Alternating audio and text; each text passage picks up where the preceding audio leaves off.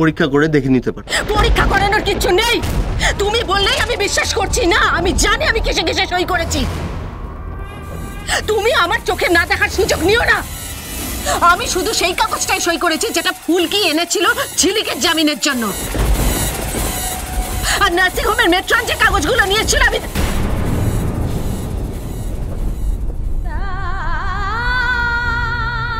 ওই ব্যাংকের আর অন্যান্য বেশ কিছু কাগজপত্রে সই করানো খুব দরকার হয়ে পড়েছে।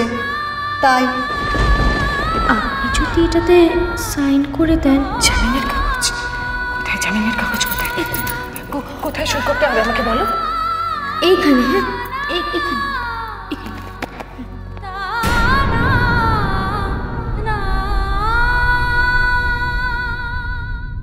মামা ঘরে নিয়ে যাও আমাকে।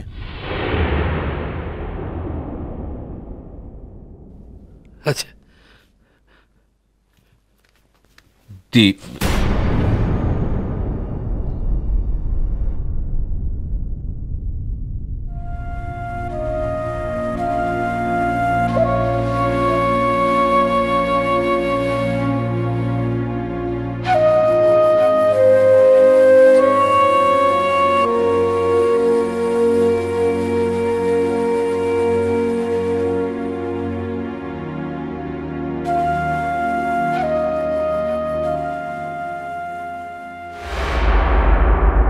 মামা ঠিক সময় আমাকে পাওয়ার অফ অ্যাটর্নিটা হাতে দিয়েছিল, তাই নাহলে মুখার্জি বাড়ি খালি করার জন্য মা আমাকে আজকেই বাড়ি থেকে বের করে দিত।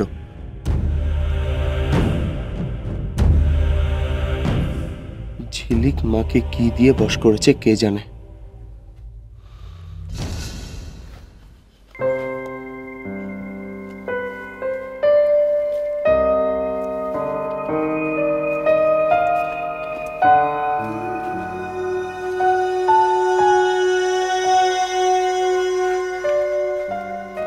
দিদি কেন শুধু শুধু মাথা গরম করছো? দেখো রিন্টু যা করছে তা তো তোমার ভালোর জন্যই করছে, তাই না? বসো বসো।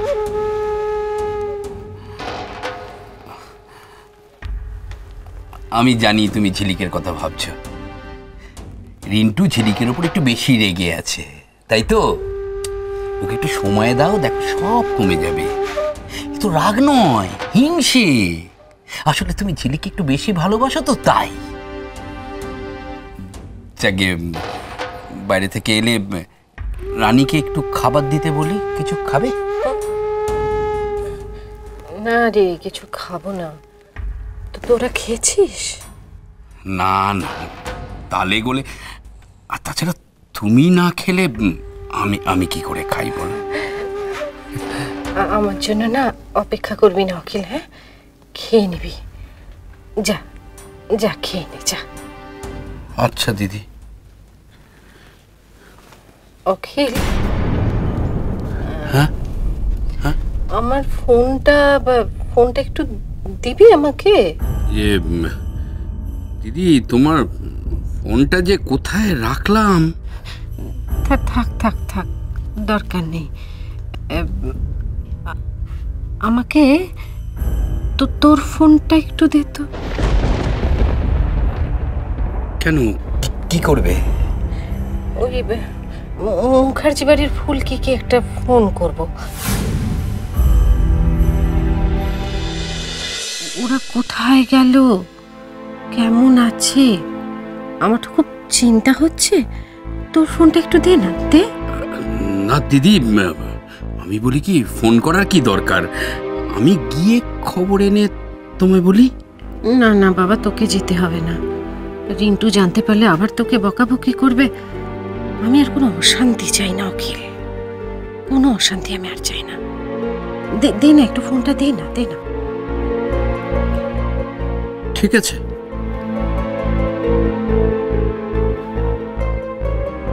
ও, তুমি তো আর ডায়াল করতে পারবে না, আমি ডায়াল করে দিই।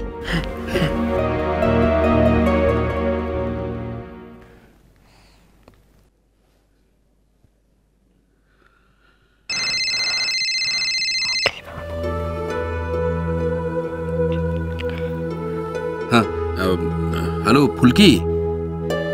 দিদি তোমার সাথে একটু কথা বলবে।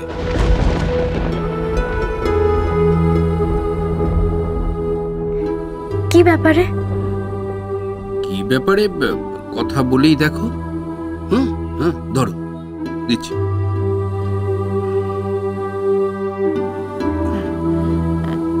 ফুলকি, হ্যাঁ বলছি, আপনি কেমন আছেন? আমি ভালো আছি গো, বেশ ভালো আছি। তারপর তো আর আপনার সঙ্গে দেখা করতে যাওয়া হলো না। সেই জন্যই তো আমি তোমাকে ফোনটা করলাম। বলছি যে আজকে একবার আসতে পারবে আমার কাছে? আজকে? হ্যাঁ আসবো। কখন আসবে? আমি যদি সন্ধেবেলায় যাই আপনার কি খুব অসুবিধা হবে? না না, কোনো অসুবিধে হবে না। তুমি এসো, আমি তোমার জন্য অপেক্ষা করব। কেমন? ছাড়ি।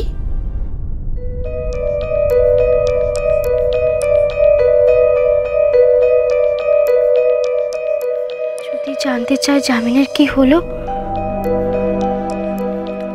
ও বাড়ি যাওয়ার আগে আমাকে একবার ঝিলিকের সঙ্গে দেখা করতেই হবে।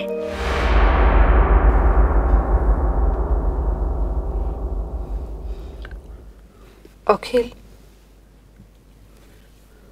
ফুলকি যেন সোজা আমার ঘরেই আসে। জাগিয়ে খেয়ে নে, যা যা।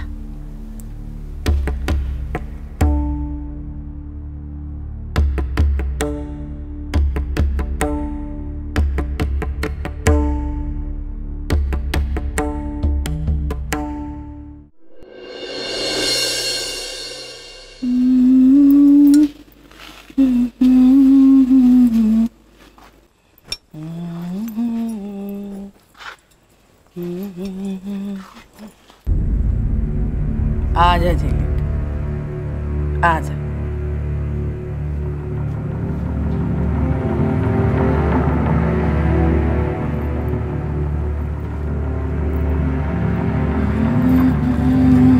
তুমি পুজো করো হীরা আম্মা? हमार व्यवसायटा बहुत बड़ो हो इसीलिए नय, हमार बिटियाटा अच्छी रहे इसीलिए।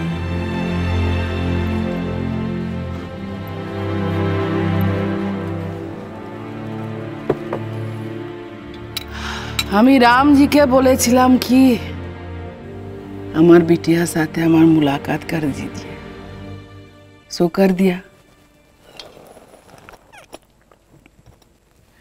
তোমার রামজি তোমার কথা শোনে তাই না হীরা আম্মা? हाँ सुने। তাহলে তোমার রামজিকে বলো না হীরা আম্মা, আমার জন্য যেন একটা ভালো খবর আনে। রাম্মা, ওই তোর জন্য ভালো খবর এসে গেছে, আজা গুলো।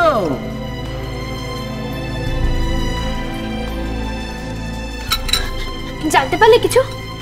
আমি এটুকুই জানলাম যে ওই রায়চৌধুরীর ছেলেই নাকি সমস্ত ব্যবসার হাল ধরেছে। তো হোনাই থা। হীরা আম্মা তুমি আমাকে সব খবরগুলো একটু শুনতে দাও। বলো বলো কি হয়েছে, কে তোমাকে কি বললো, বলো বলো আমাকে। আরে আমি তো অনেকের সঙ্গে কথাবার্তা বলেছি, ওই বাড়ির দারোয়ান, তারপরে মালি কাকা। কি বললো তোমাকে মালি কাকা? মালি কাকুর সঙ্গে তোমার কথা হয়েছে? আরে তোর ওই মালি কাকাই তো বললো যে ওই রায়চৌধুরী বাড়ির ওই ছেলের নামে সমস্ত কাগজপত্র করে নাকি ব্যবসা দিয়ে দিয়েছে। বল বিটুয়া, বল বল। হীরা আম্মা, এখন যে খবরগুলো আমার চাই সেগুলো এখানে বসে বাইরে থেকে আনা সম্ভব নয়। তো ফির